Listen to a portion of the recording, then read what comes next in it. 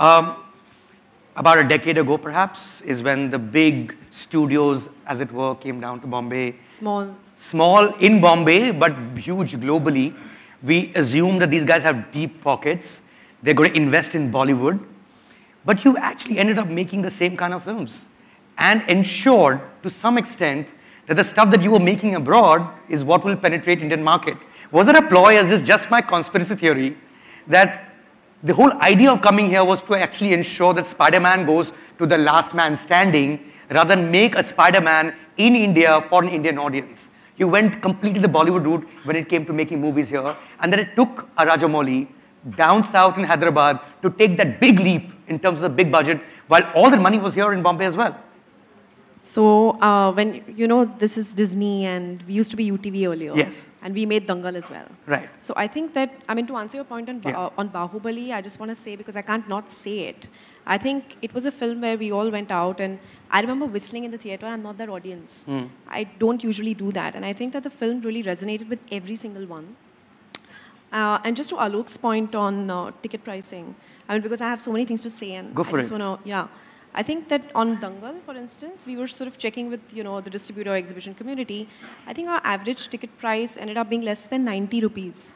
So I think that really sort of makes you happy, because of course, to Sajid's point, there are some theatres, and you need to do that, right? How do you sustain that business? But the good thing is that it was good to know that the Dangal average ticket price was less than 90. To come to your point, I think, let me not talk about only our studio, let me talk about No, I'm all talking about in studios. general, yes. Yeah. I think that we started out, I remember, in UTV in 2003, and we made many different films, right? We made Rang De Basanti, we made Khosla Ghosla, we made Metro, we made, so many amazing movies, A Wednesday. And, they made money in those times. There were movies like Dev D, which were iconic. They may not have made money, but, they made you really, really proud. And then, later, when the company integrated with Disney, I know that we made ABCD, we've made Dangal. So we made many movies that haven't worked as well. Sure. And we don't like to talk about those. But I don't think it's true that we went only the Bollywood way. We watched Lunchbox. We loved it.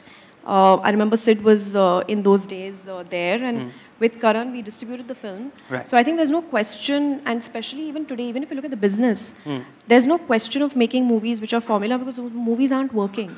So if you even see what Dangal did over PK, what you may call as a Raju AK film, given that, Nitesh was a director who we worked with after he's done 2 films, I think that there is no question that you have to work on movies today which sort of, connect with the audience rather than movies which are formula films. Right. If I look at other studios as well, I think everyone's making an effort to do that. Of course, we're failing.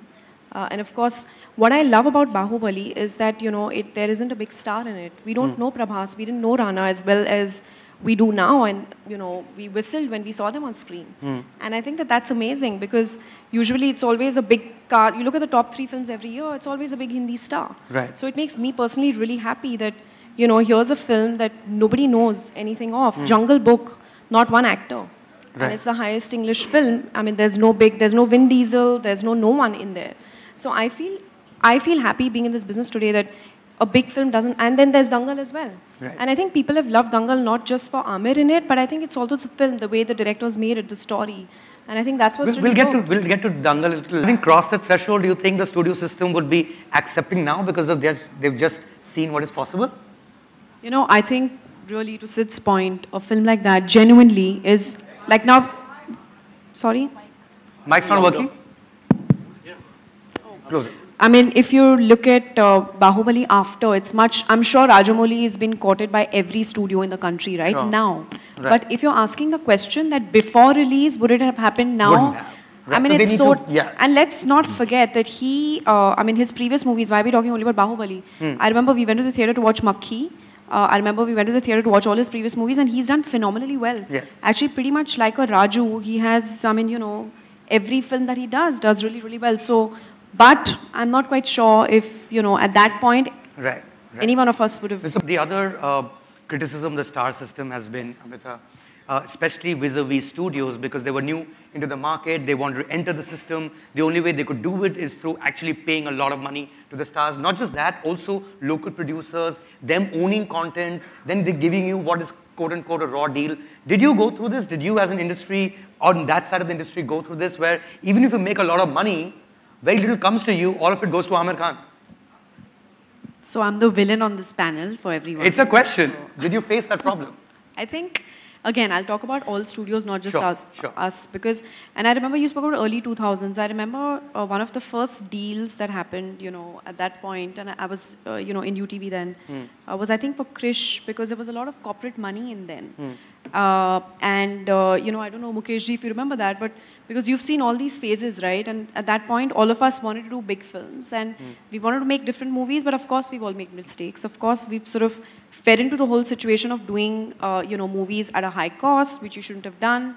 Sajid mentioned that at the end of the day, it's not a bad box office, it's a bad cost. Right. And, you know, a lot of companies have faced it, but I think that there has been a lot of, you know, sense that has sort of come into the system 2 years ago, 3 years ago, and it continues even now. And see, I think that if somebody is demanding something, there's also someone paying for it.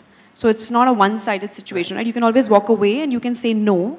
And, you know, we've paused right now for that very reason, because you can say that, you know, this is not working out for me, it's not equitable, and, you know, what do you want to do? But I don't want to comment on one deal or two deals or any one particular film for obvious reasons. Sure. But I think that, you know, there is some sense that's come into Guneet's point. There was no Amazon, there was no Netflix, there was no Hotstar.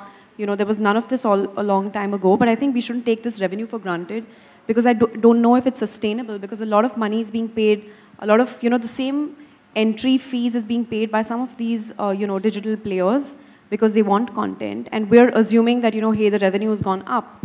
So I hope that the sense sort of, you know, that's come into the system. Are you saying that's another bubble waiting to be burst? I feel personally, again, I mean, you know, I can't talk for them, but I don't know if some of the numbers that have happened, some of the deals that have happened are sustainable. Sure. And I think it's great that these deals are happening.